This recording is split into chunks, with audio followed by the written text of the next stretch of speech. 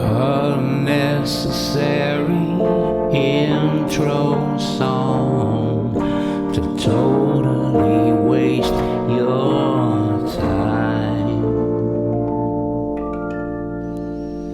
So are you ready for the race war? The coming race war that seems to already be here on Twitter, X, Facebook, YouTube.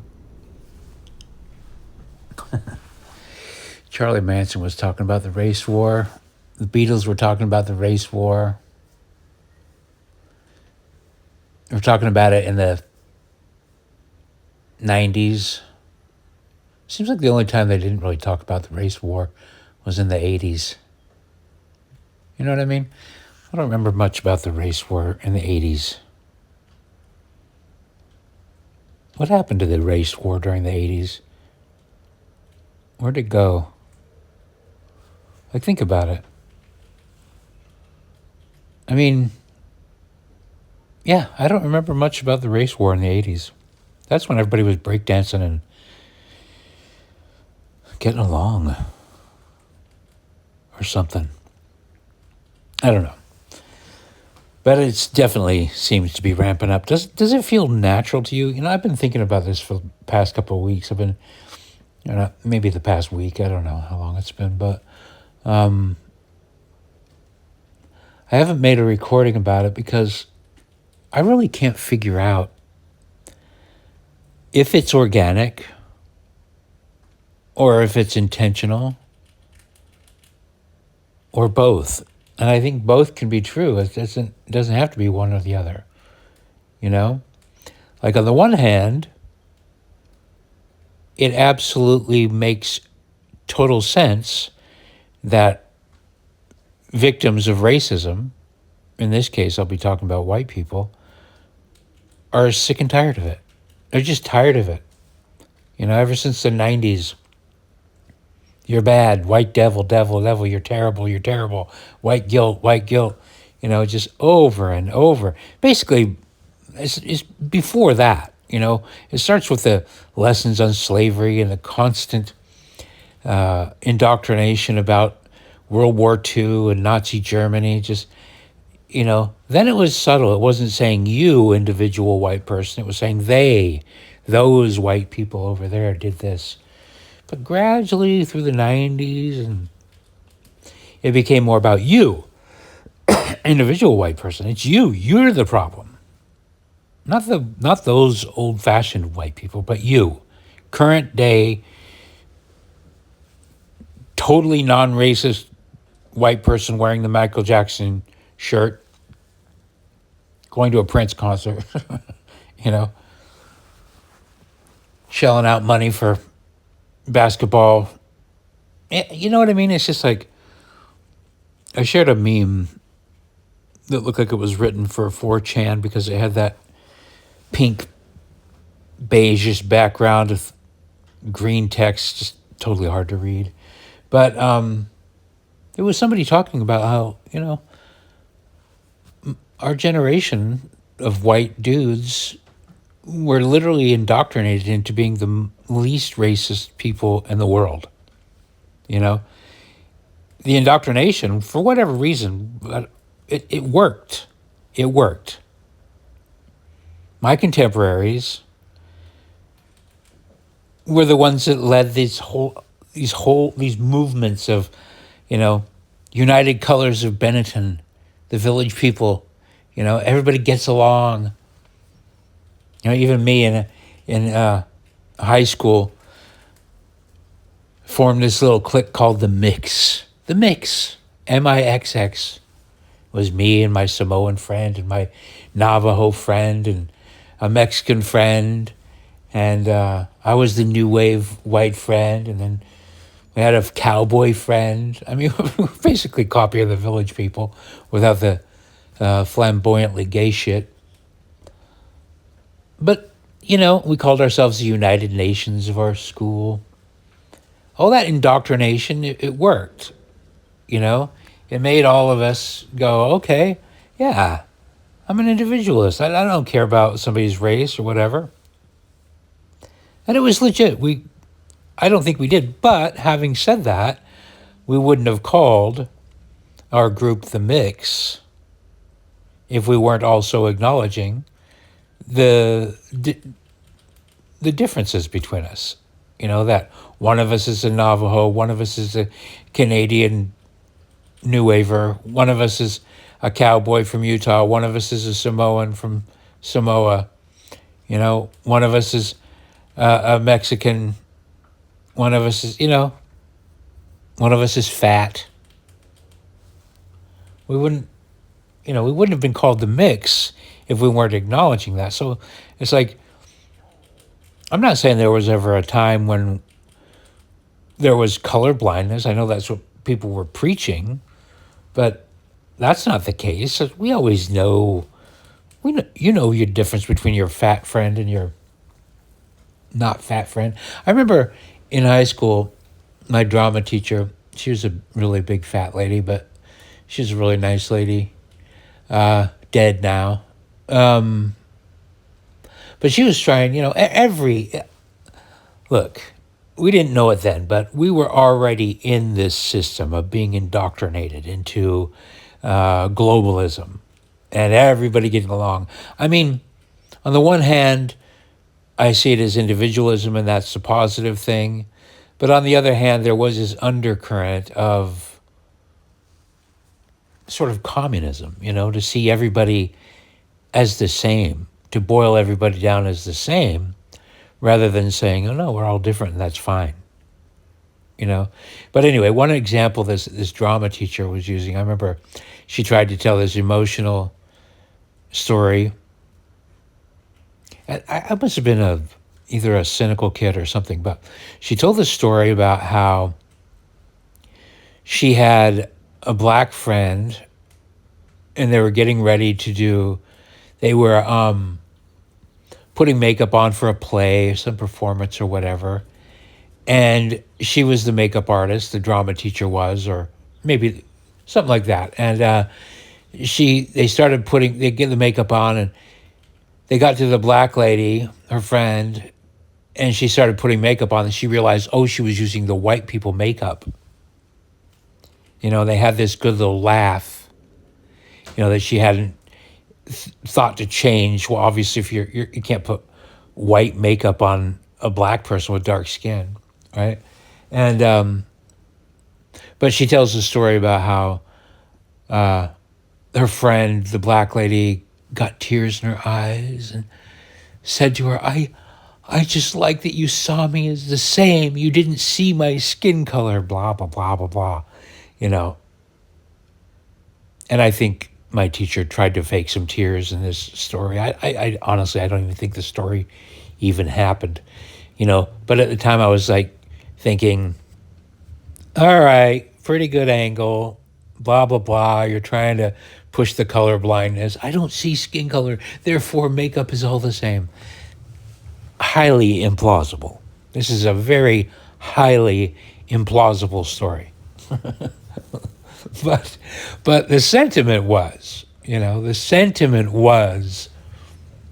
we're not just our packaging, you know, and that's a good message. I'm still an individualist. I always will be an individualist, but I'm starting to more and more see that the ideal of trying to convince everybody to be an individualist is probably not going to happen. It's a high ideal. It seems like a good idea, but I don't think it's ever really going to happen. You know, you can try to set policy, and you should set policy probably to favor the individual. You kind of have to, because the second you devalue the individual, you devalue everyone. That opens a Pandora's box I don't want to see, you know.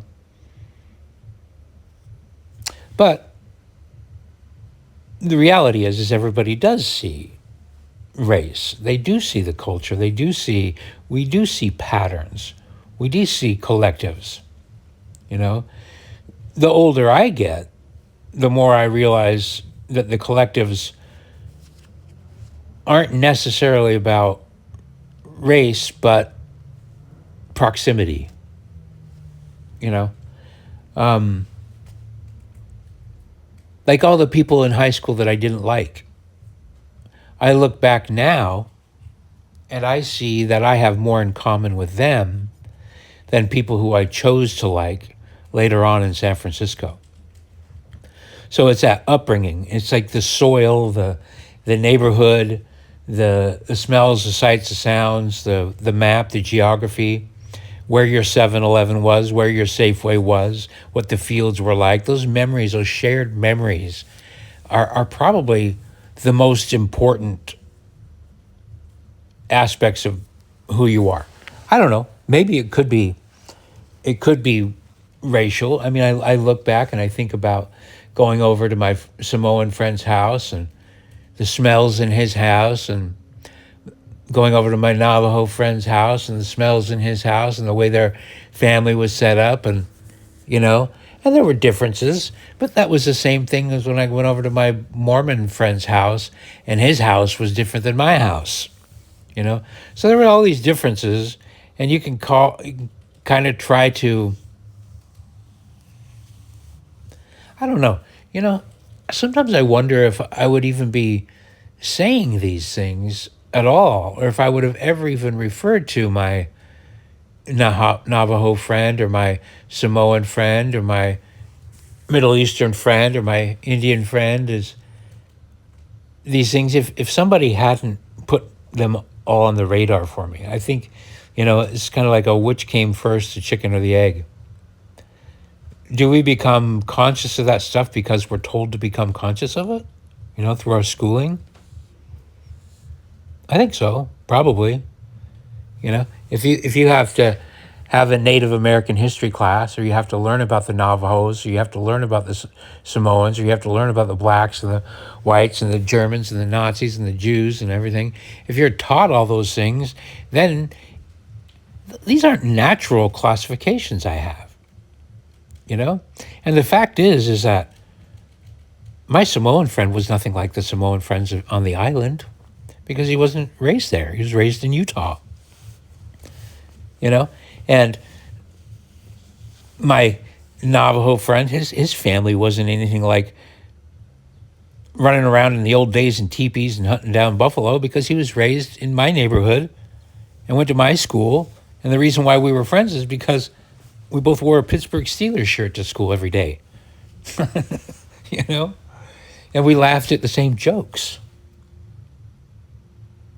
You know, the only reason why there was this Navajo component, or this Canadian component, is because somebody told me, you got to learn about the Navajo people. You got to learn about people that aren't your friend. And he was forced into the same bubble. You're Navajo, you're Canadian, you're Samoan. It's these outside forces putting us into these boxes. And this is why I've been so individualistic my whole life, or, you know, my adult life at least, is because I don't fit into any of those boxes. Like, if you want to shove me into the white box, I mean, there's obviously, this is what has been happening over the last few decades, especially since Obama. It's like, you must go, you are white, you are white, you are white, you are white, white privilege, white this, white that. You know, you must do it. And first of all, I'm a loner. I don't really like to hang out with anybody. So if you're going to, you could plop me down in the middle of a white neighborhood. It's not like I'm going to go out and try to make friends. You could plop me down in the middle of a black neighborhood. I'm not going to go out and try to make friends. Well, actually, with my brainwashing, I'm probably going to be more likely to smile and, hi, look at me. I'm the non-racist white guy. You know, maybe that's me 10 years ago. Now I'm just like, fuck all you people. I don't like any of you. But, yeah, I just don't, I don't belong with the white people. Because I don't belong with anybody. And the only people I do belong with are the people that knew me when I was a child and that liked me then. Do you know what I mean? Not the people who didn't like me then. I'm probably more comfortable with the people that didn't like me as a child because they didn't like me in the same sphere and these same early memories.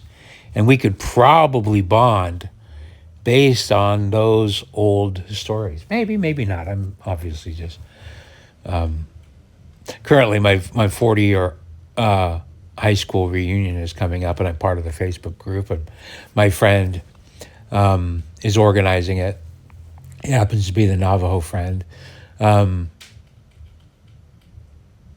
know, and I'm looking and I'm watching all these people and I'm thinking, oh, it would be nice to get along with those people. But I'm also looking at the bully and how he wants to be there and this little fucker that I didn't like in high school and he's going to be there. And I'm like, you know what? There's about 5 people I want to see from high school and the rest I don't want to see. It'd be better off to just go bowling with those 5 people. You know what I mean? I don't need to see the guys that hated me in high school and the guys that I hated. I don't feel like I need to make amends with them, and I don't feel like they want to make amends with me. You know? But anyway, back to the race war. Does it seem to be ramping up? I mean, if you're on X, it's just like, it's crazy. Kanye's new song, Nigga Heil Hitler, you know? I had to say Hitler to rhyme it with nigga. The song's obviously not about Hitler. It's not about anything. It's about him saying, you've pushed me into this corner, and now I'm embracing it. So fuck you. You don't like the things I say, so you call me a Nazi. Well, guess what? I'm taking it all the way. You know? Looks like Kanye's got real beef with certain Jewish people, but it's pretty obvious that he has friends that are Jewish too. So, I don't know, man. This whole thing, it feels so artificial, but it's not. That's the thing that I'm stuck on is it artificial, recent artificial, or has it been artificial this whole fucking time with compulsory schooling? The bottom line is, whoever invented the compulsory schooling and this compulsory indoctrination, that's the big scam. That's what got us to where we are now. And it's still there. It's still there. That compulsory education, that indoctrination, that forced,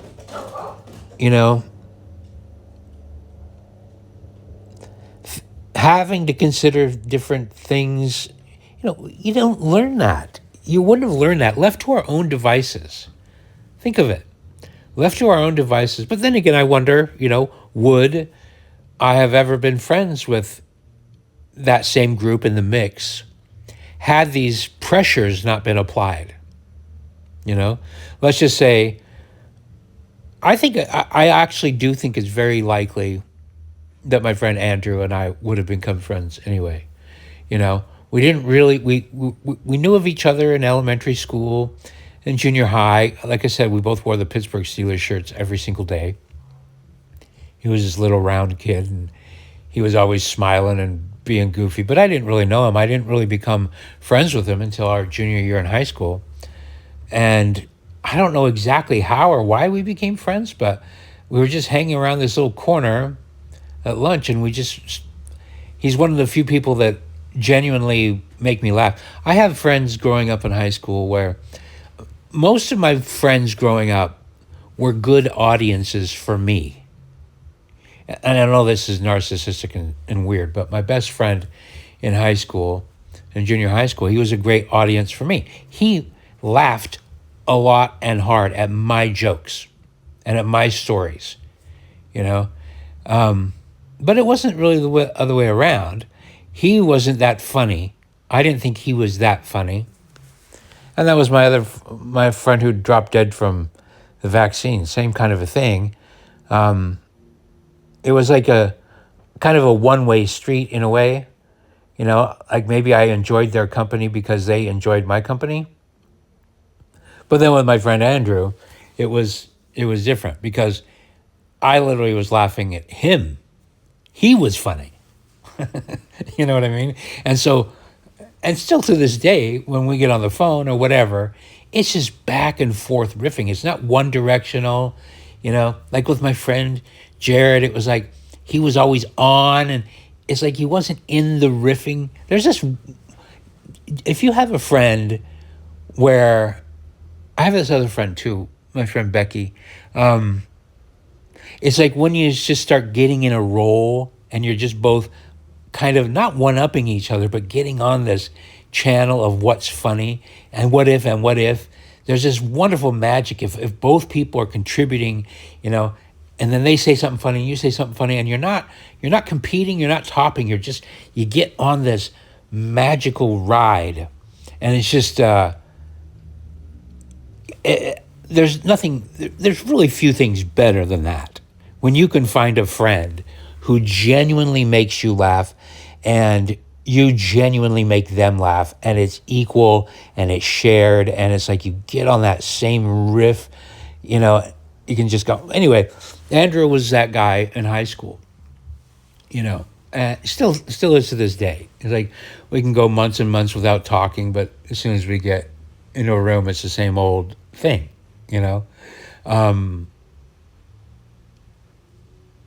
Yeah. But the question is like, without these outside forces, how do Andrew and I become friends? Or at least how does Fred become our friend? Fred is the Samoan guy.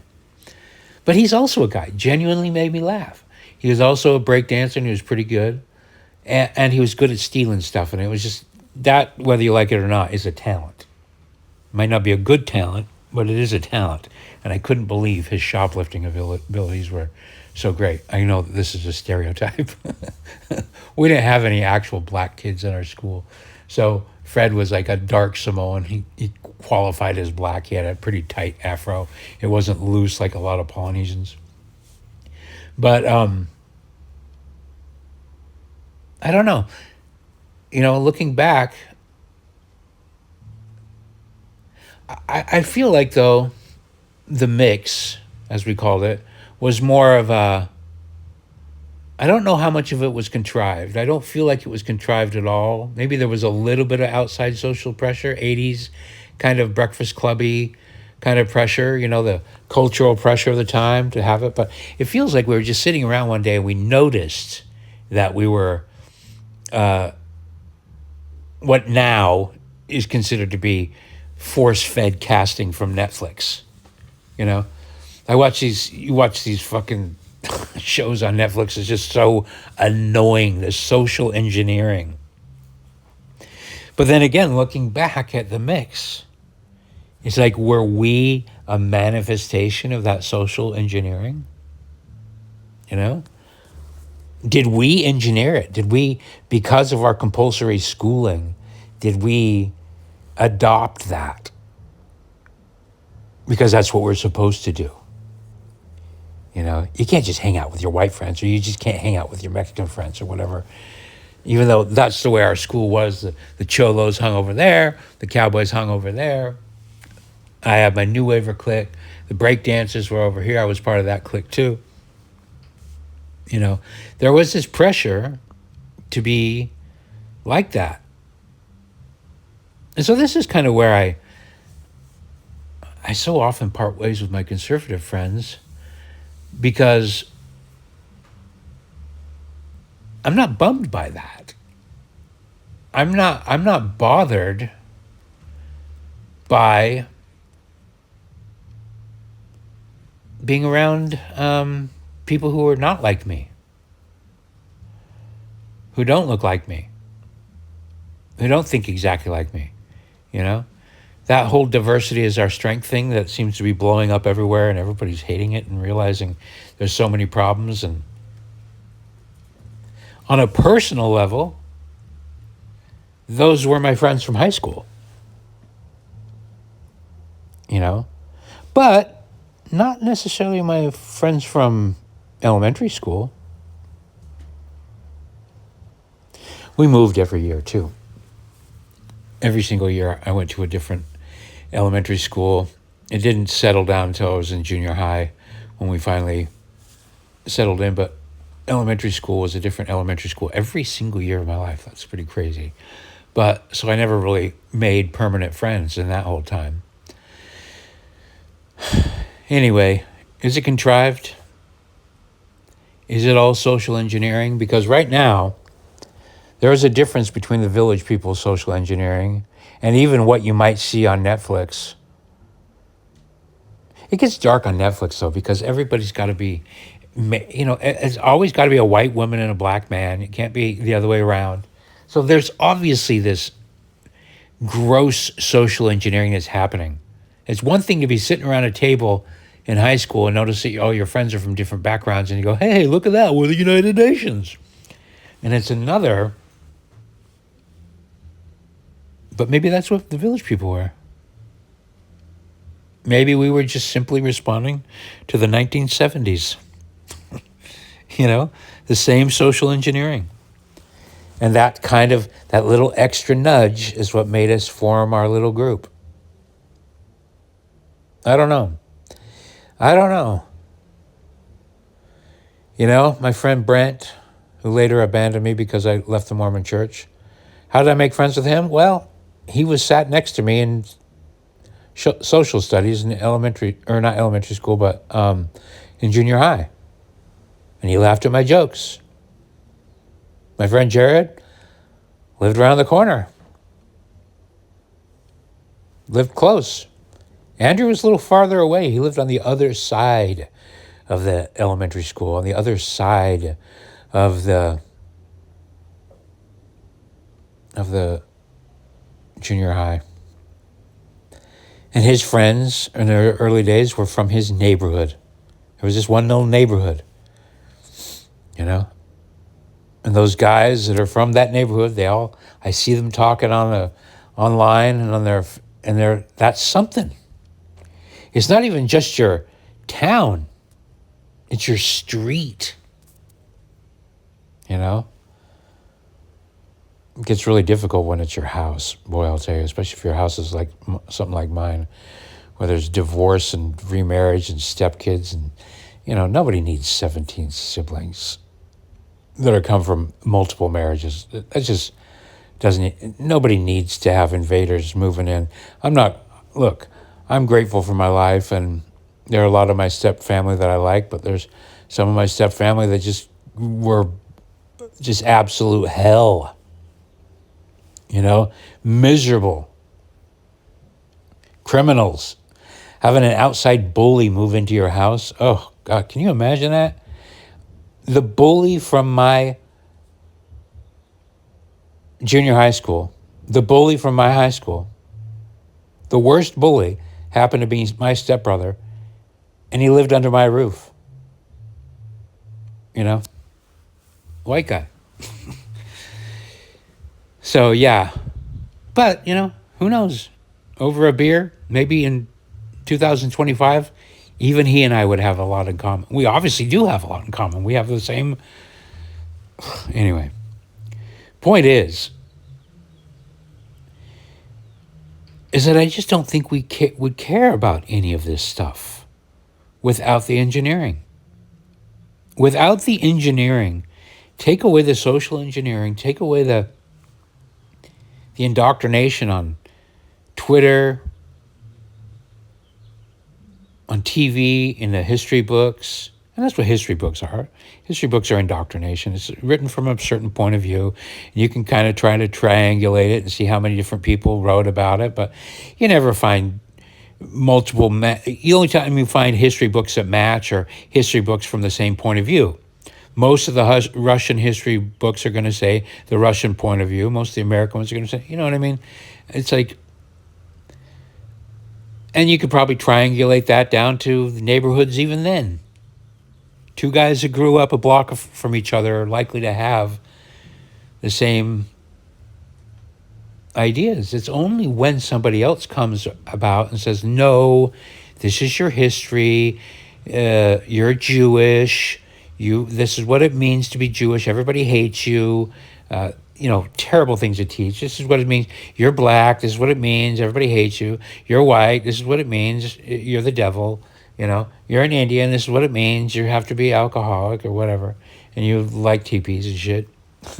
You're Samoan. You like grass skirts. And, none of this allows for anybody to just be who they want to be. Like when you're a little kid in West Jordan, what really matters are the lime hills. This is what's so interesting about this 40-year reunion thing is people are posting things like, you're from West Jordan when, and then there's a picture of the Green Brier, which was this shitty little dollar movie place where we all our parents dumped us off on to see matinee movies, and we'd bring in a brown paper bag filled of our own popcorn because, face it, most of the people in my school district, in my neighborhood, were lower middle class, upper lower class. That was the demographic from my area. You know what I mean? Our neighborhood was considered to be the rich. Our little enclave of 4 streets within our town was considered to be one of the nicer areas. But we're talking about the nice end of low end. You know what I mean? Because our houses were 2 stories. Oh my Lord, 2-story house? Whoa. You're in the money now. Made with cement bricks and vinyl siding and shitty quality stuff. But, So, yeah, you see these things, and it's those things, the Green Brier, the malt barn.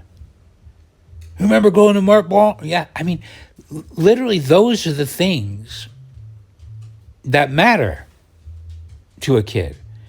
Where'd that come from? Who, it's only the indoctrination. I remember one time with Andrew. Andrew invited me to one of his powwows, literally a powwow. And we're in high school by now, so I was already developed this sense of I'm growing up. I'm mature, So, but I went to this thing, and it just kind of seemed like it was at the pavilion at the West Jordan Park. I gone there. That's where they have the rodeo days, whatever. It's where the high school reunion is going to be. In fact, I suggested, I said, let's do it there, outside the pavilion, where you did the powwows, And I watched this powwow, and I thought, okay, cool. Everybody gets in a costume, wear the feather hats, and dance around. But the main thing was you have food afterwards. And the same thing going up the canyon and eating with Fred's Samoan family. I was talking about Andrew the other day, and just the amount of meat and potatoes at his little family gathering. It was insane. It's like, look, these Samoan people aren't just big because they're big boned. They fucking eat like insane amounts of food. It was insane. But yeah, I mean, who did that? Who was responsible for that? Like, I was indoctrinated when I went to church. We're all indoctrinated when we went to school, But there's also this, some people have parents that say, this is our heritage, this is your heritage. And I had that too, your grandfather and Mormonism and, your great-great-great-grandpa was part of this. And for whatever reason, we adopt these little stories into our brains and we go, okay, well, no, I need to listen to this story. I got to have something to talk about when I'm talking to my friend. But, I'm not saying that I guess people are just always going to be interested in that kind of thing. I never was that interested, in those kinds of things. And when I find people that are interested in that stuff, like I have one friend who's fucking annoying. She's just always talking about her ancestors that did this and did that. And I'm like, yeah, but you don't even know these people. Like, I don't know Christopher Merkley. I'm a descendant of polygamy.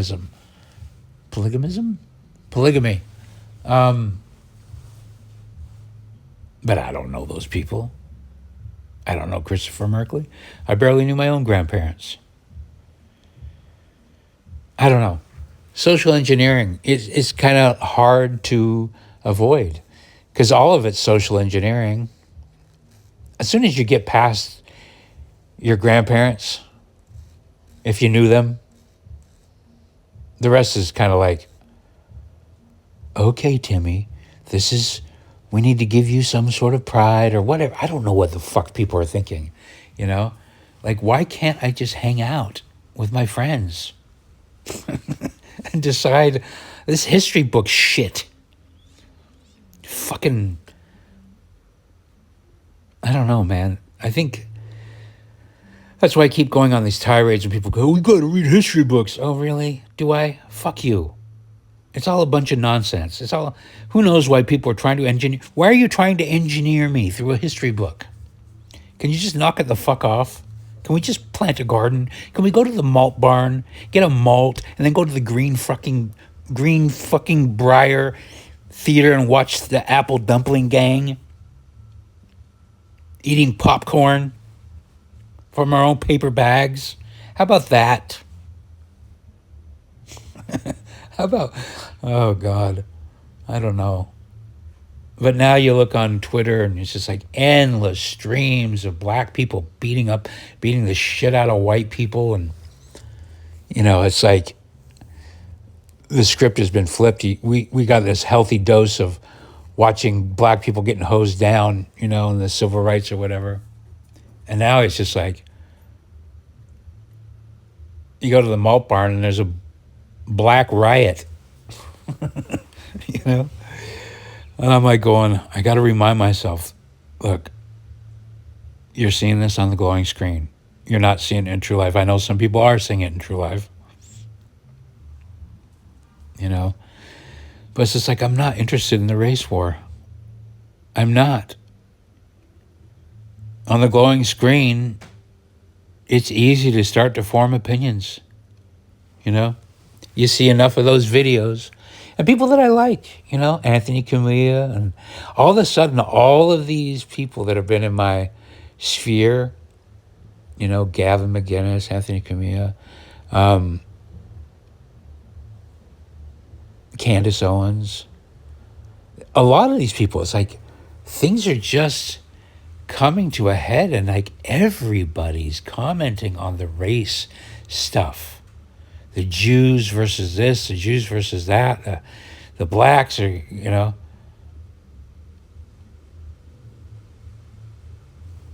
I don't know, man. What's it like for the kids right now? They're seeing all this stuff. They got their face planted in this stuff, you know. That's what I mean. Again, on the one hand, there's obvious social engineering. But I think what we're seeing is not more of that social engineering. Like, I don't think it's obvious. Like, I've been watching this show on this, you know, you can't watch anything on Netflix or Apple TV without being smashed on the head by everybody. If there's 5 people sitting at a table, it's got to look like the mix. It's got to look like Asian lady, black lady, white lady, black dude, dumb white man. He's always got to be a dumb, doofy white man, out of touch. He can never be intelligent, you know. He's always got to be this. It's just obviously social engineering. And, you know, a recent episode of The Studio showed one of those, the absurdity of having to cast things, you know, like you can't just tell a story. I remember I wrote a television series with a former friend of mine. And it was basically just, I thought it would be fun. I like writing scripts. And we had this idea to make a series about his being raised as a hippie, you know, and how his parents left California and set up a hippie commune in Missouri and whatever. And so we got basically developed a set of characters that kind of were like a little bit like his life or whatever. We used that as a premise because I hadn't seen a mini series or anything about the hippie movement to this extent. Like, what was a life on hippie commune? So we wrote it. We wrote it like 9 episodes, and that was kind of a weird experience because he tried to be my boss, and I was like, "Fuck you! I'm not your boss, dude. I'm doing this as a favor because it's fun. Don't try to act like you're fucking my boss. I'm not getting paid. You'll never be able to pay me to be my boss, you know."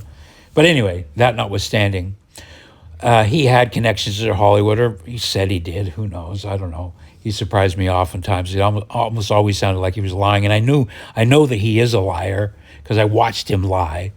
many times, but sometimes it would pan out. You'd say, I'm friends with this person, and that person would show up. Like, okay. Never knew when the guy was lying. But anyway, when NBC was starting Peacock, this was before that, when there was rumors of them doing it, and apparently the script landed in their hands, and they said, we like it, but there's no black people in it. No, we got to make it more diverse. And he's like, but it wasn't. That's not what the history was.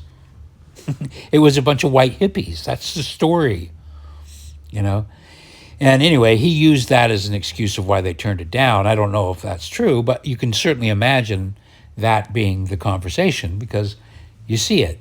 No, we can't do it. We can't do white stories. You can't tell white stories. And I'm like, he could have. He could have funded it himself. We could have filmed a pilot ourselves, I don't feel sorry for people that go to studios for money and them saying they don't want to do something. But anyway, that's social engineering.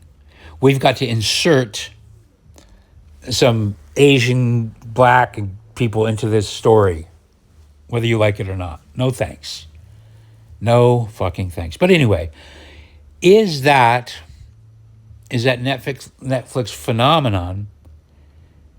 It's like, again, chicken or the egg, which came first? Is that the result of all our programming? Are those people acting as the result? Or are they the instigators? And who started it? Who started that shit? Or does that just come out with Adam and Eve? Does it start in the Bible? Does it start with those tribes? Is that just human nature? I'm perfectly willing to accept that it probably is. Certainly, I don't see any of my pigeon friends hanging out with any of my crow friends for more than a second or two. They seem to share certain territorial things, like the crows actually seem like that they alert the pigeons to things, But they're not trying to hump each other. They're not trying to mate, The dogs aren't really trying to hump the cats. If they live under the same roof and there's plenty of food, they'll become friends. You see all these videos, heartwarming videos of a monkey and a chicken and a pig and a frog laying in a pile, taking a nap, and it's the cutest thing in the whole world. But that's the result of social engineering. That's a result of a farmer. It's like, I gotta make this photo happen. I gotta get me a TikTok view worth, 5 million views or whatever the fuck it is, I gotta get the pig and the monkey taking a nap together. How much do I have to feed them before they get drowsy enough to do it? And notice they're always babies. You don't see as much of that with the adults. You don't see the adult horses and the adult cows and the adult elephants sleeping in a pile. Could happen, but again, social engineering. I don't know. We see the social engineering for good and the social engineering for bad. That's the part that's worrisome about what's currently happening, is it feels like somebody's trying to push the buttons for civil war. That's what it feels like to me. I don't know about you, but it feels like the message is getting pushed out. Get violent, smack down whitey, get rid of the black people, send the Jews home, It's what it seems like. But I don't know. Maybe what we're witnessing is the result of what started with compulsory schooling a century ago. I don't know when compulsory schooling started, but as soon as you gave other people, strangers, random strangers, government-appointed random strangers, the right to cram your children's heads full of shit, all bets are off at that point. Because now we can't know what's natural and what's not natural, unless you can just say it all happens within the realm of nature. So it is natural. The fact that it happens, the fact that people program and indoctrinate and educate, apparently that's part of being human. To want to influence, to implant. It all comes down to good and evil. I'm a one-note Nelly on this thing, but everything is just on this little tiny fulcrum, you know? The balance can go good, the balance can go evil. You name a thing, you know? A mother looking at her child, on some days she imparts wonderful words of wisdom, filled with love and hope and everything for her child.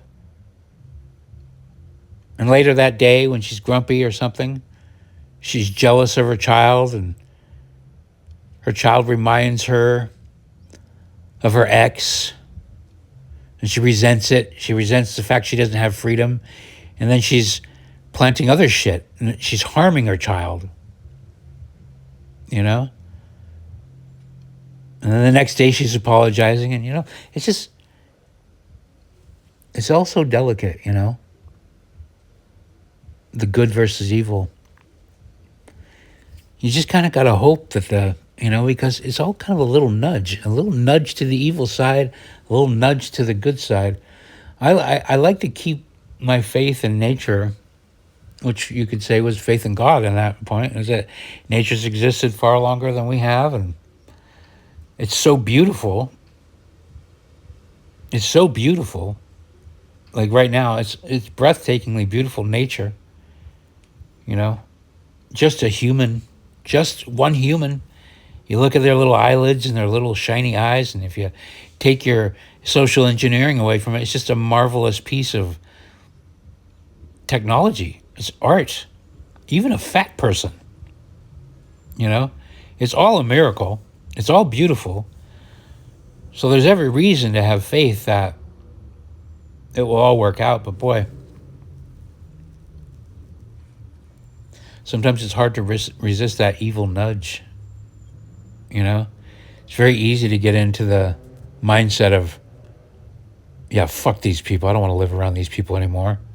I'm sick and tired of these. I don't want to see another goddamn video of a white kid getting beat up by 10 black kids. I don't want to see any more of that. You know, obviously I could just turn a blind eye to it and not look at Twitter anymore. But you know it's happening, and you don't want it to happen anymore. You know? And I don't want to see any more Jewish bankers and everything canceling people like Kanye and stealing his kids away from him. I don't want to see that anymore. I don't want it to happen anymore. I don't want divorce to happen anymore. You know? I don't want to live in a world where women are incentivized to destroy their own families or not even have them. To kill their unborn children, to kill them.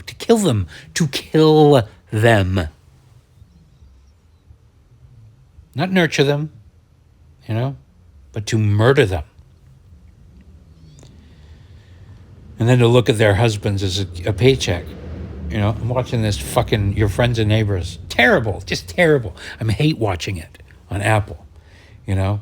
It's terrible. It's just depravity and depravity. It's just, and, you know, I had to look up on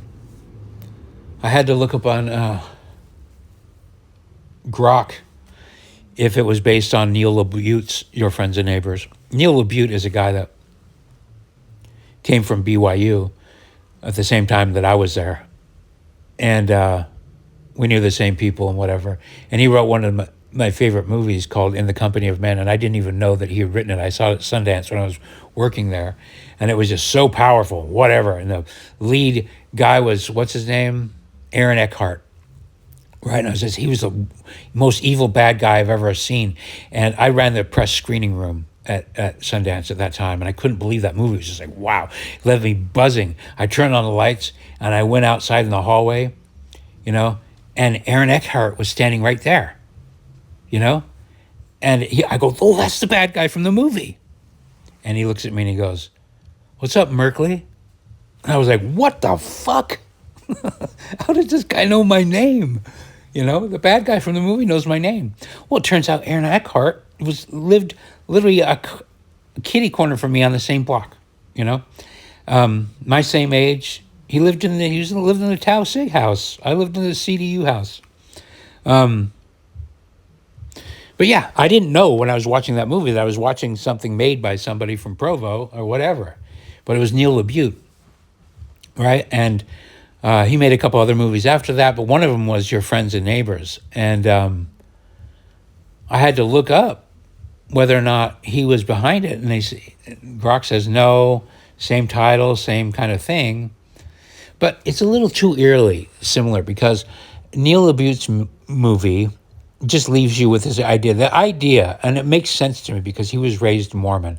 When I saw that movie In the Company of Men, I thought, how could this be written by a Mormon?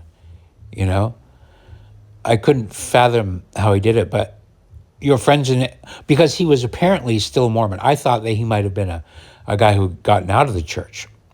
But then by the time Your Friends and Neighbors came out, I figured it out. Because he wrote every single character as being evil. Like everybody, your friends and neighbors. That's basically the premise is every one of your neighbors is harboring a deep, dark secret. And what I found was in common with them, I go, oh, this is written from a Mormon perspective, where the Mormon believe that they're above, they're better than. When he was writing, there were no Mormons in the cast, or as the characters. None of the characters were Mormons. It was like basically a way of saying, if you don't have the gospel of Jesus Christ, this is the type of person you are. Well, I think the current version of that is reflective of that. It's the same kind of a thing. It's just like the idea is that all of your friends and your neighbors that you think are just normal people, well, actually, they're all really fucked up. And as a premise, that's not unfair because we are all fallible human beings and we all do have problems. We're all sinners.